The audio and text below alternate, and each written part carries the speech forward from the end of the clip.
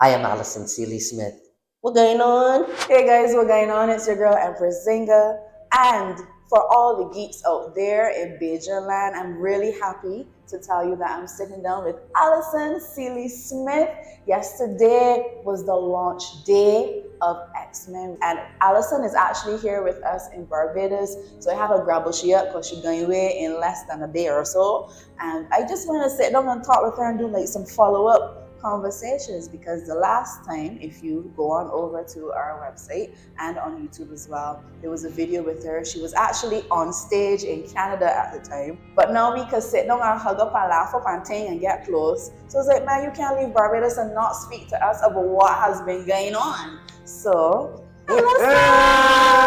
It is so good to be here. There's been all this hype and all this hoopla happening. And I said to myself, well, look at here in Barbados. Nobody ain't even ask me a question. I got people calling me from New York Times and this buddy, a Variety, Entertainment Weekly. Everybody here calling me, and I hear nothing from nobody. And then my dear Empress called, and I went, okay.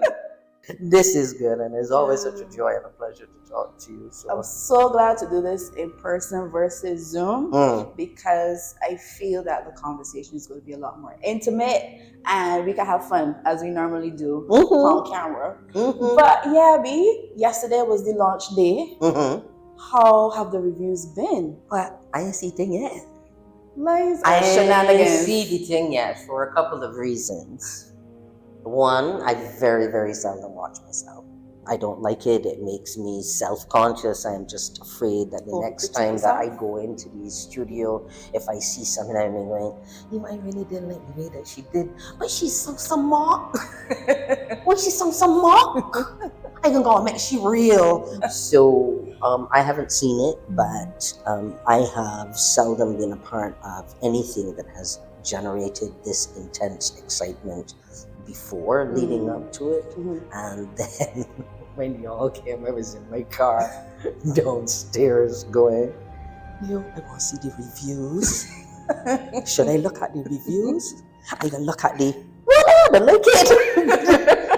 They like it. They like it. And the response is totally unlike anything that I have ever come across before. And I have been doing what I do for whatever it is for over 40 years. And I've never seen or felt this kind of intensity, this kind of passionate appreciation, this kind of really intense positivity. So it's cool to be a part of something like that. I love Storm. Yes, it is a continuation, but I like that everyone paid attention to this time and what we're in. Storm is darker.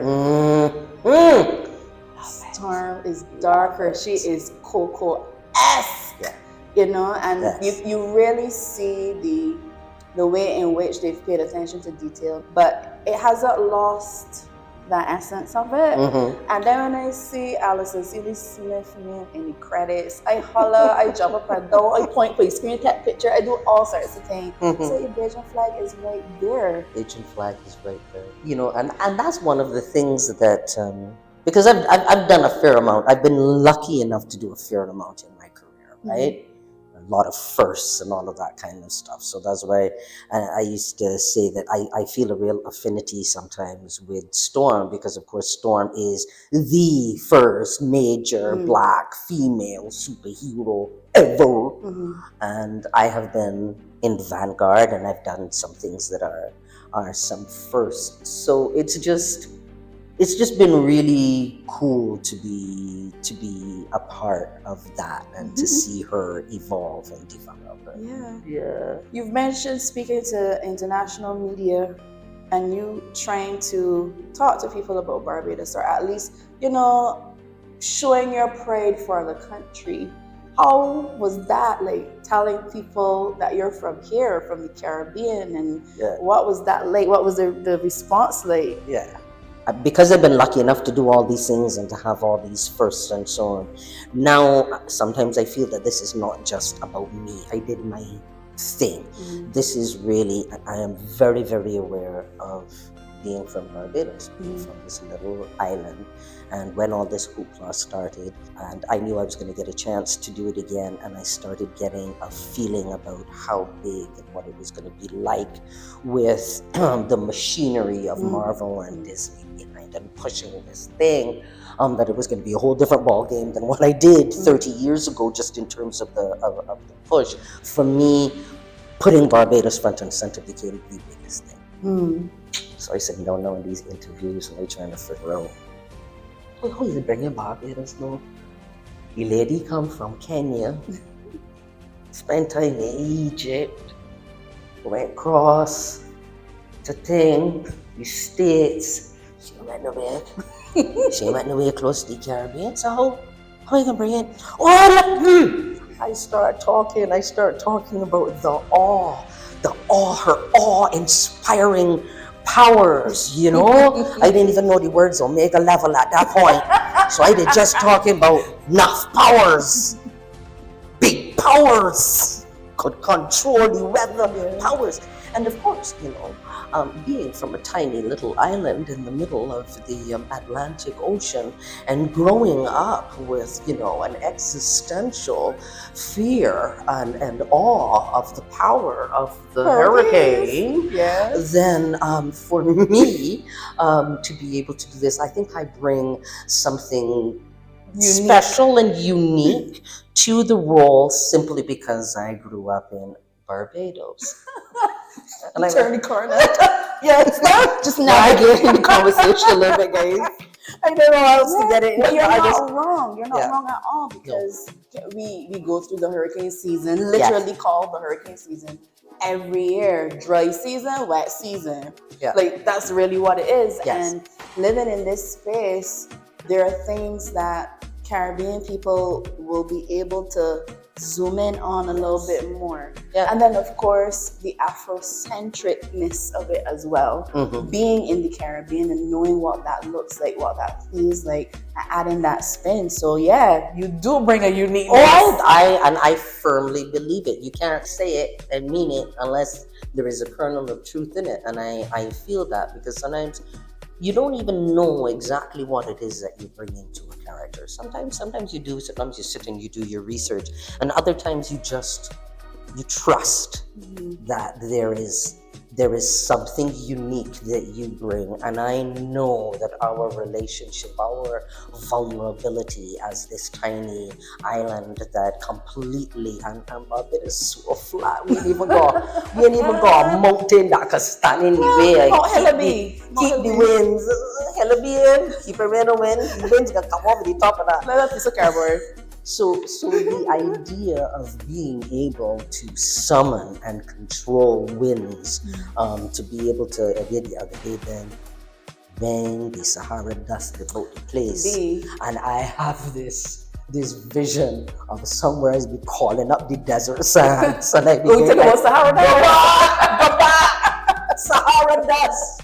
Go back!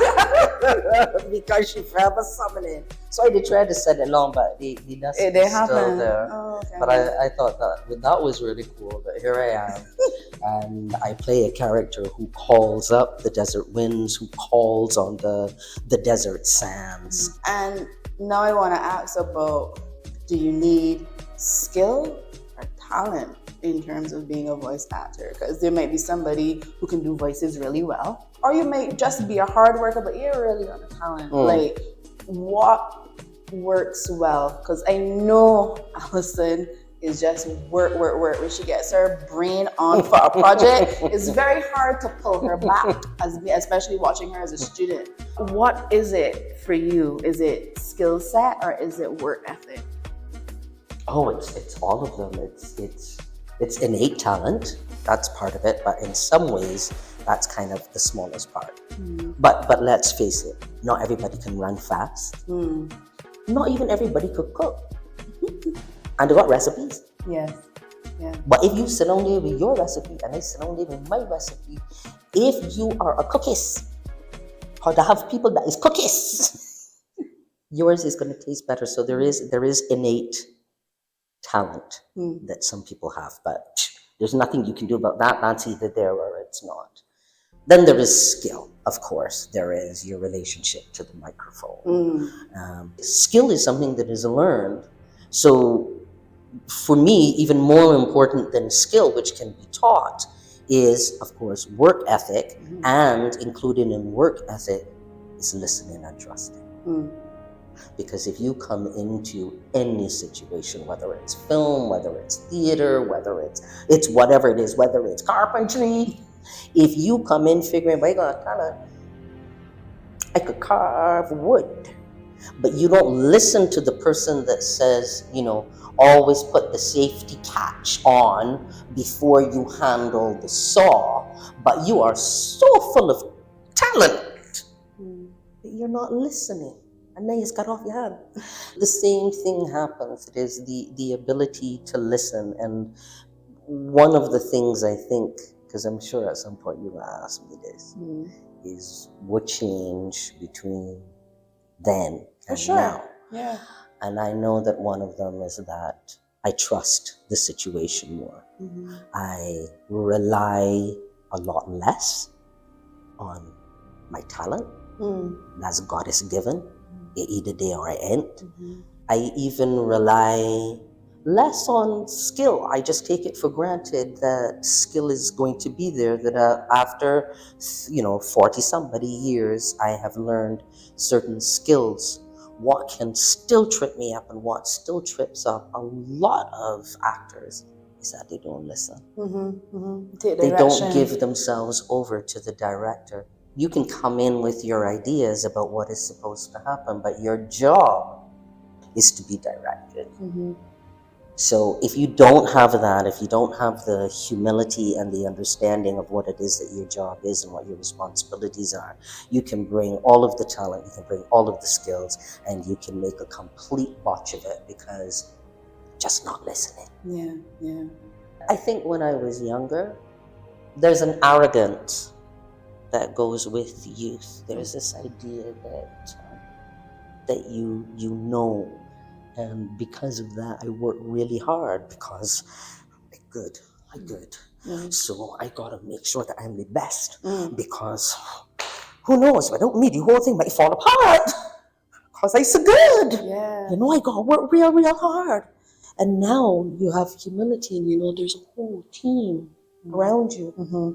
They're your colleagues who are also doing the voices.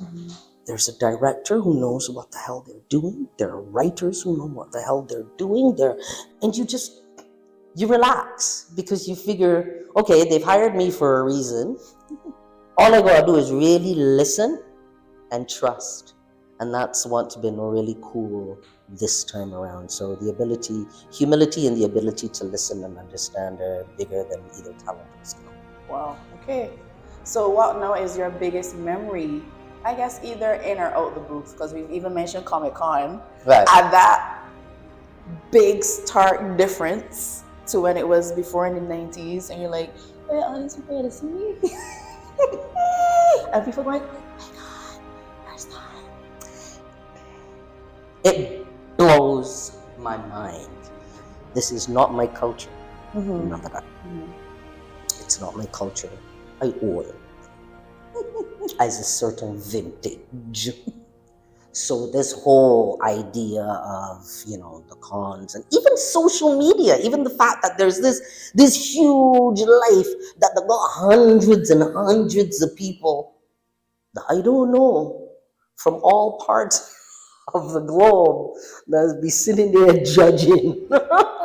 And it's just amazing. And I think for me, one of the big differences between the 90s, and there are lots of differences. I mean, one of them is that then I was hungry. I was really hungry. I was hungry to prove myself. I was hungry to prove that a little girl from Barbados with no acting degree could come up to Canada and sort of and show people that she could act.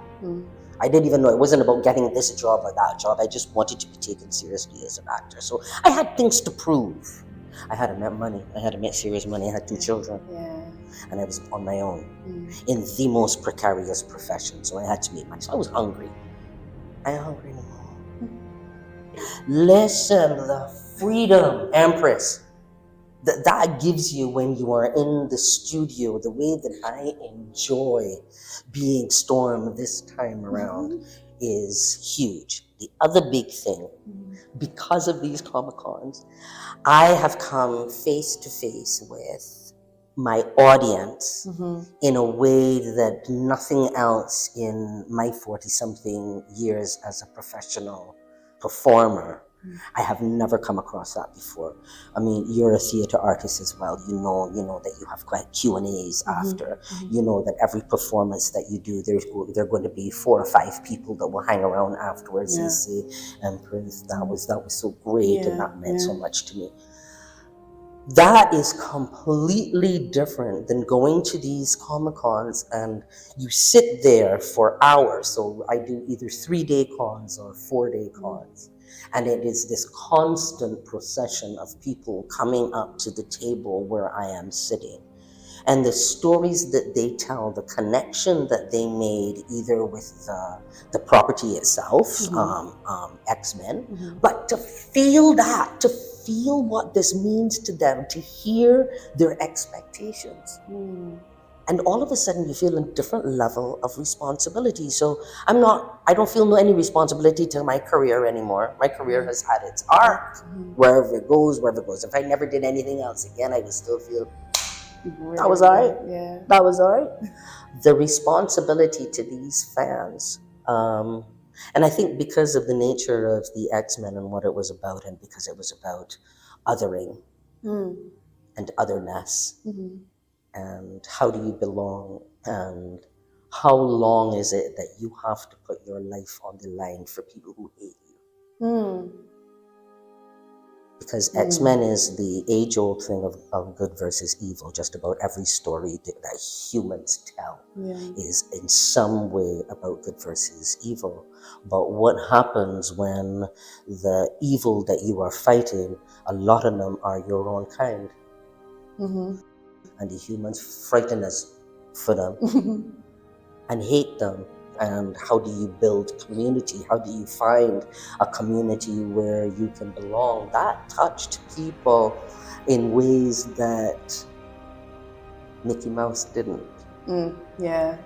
That reached people. We see a lot of people on the spectrum. And again, it's just the idea of being different, being other, and that could be superpower, and it's been really, really interesting to come face to face with that. It's a fantastic ego boost. You sit there all day and people say that you got real good and you amazing, and them let you real bad. I mean, come on, what's not to like? And then you get a paycheck for it too. And I get a paycheck.